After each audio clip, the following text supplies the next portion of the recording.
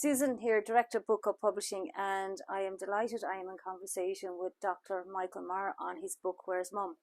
And I know you have given us a little bit of a snippet earlier on as to what the book is about, but maybe could you go into a little bit more detail as to how the book actually happened and how you came to decide on the stories that you decided upon in the book? All right, that is a very interesting it's a story. Question, I know, Sarah, yeah. My initial idea was to interview people in my office and get their stories, and I had many women that were very, very willing to talk, but I had no men that would even think about opening their mouth. And then I began to consider if I use actual people that we actually know, they might actually see themselves in the stories, and I didn't want to take that chance. So my sister-in-law was on every social media group there could be for the menopause, and we would meet every Tuesday and just chat about some of the trends that are going on the pages, because I obviously wasn't allowed to join, quite rightly.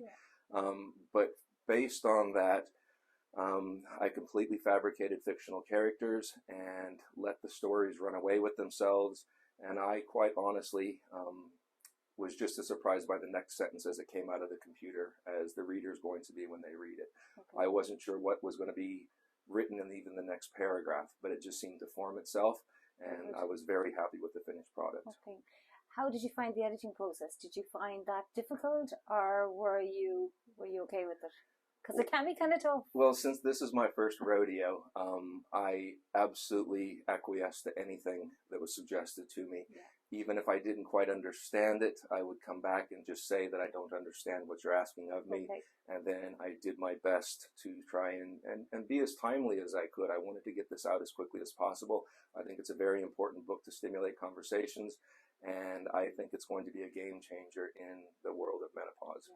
And I think the importance of this book is it's a book for everybody. It's not primarily aimed for women. It's aimed for a much wider audience than that, which makes it much more accessible to people as well. I have had a few men read some of the short stories before I even turn them over to you, and those have changed the way that they see the relationship with their partner. So my hope is that a woman can read a story and identify with it, dog-ear the page, hand it to her partner, and say, I know that we don't talk about this enough, but this story will tell you exactly what I'm going through.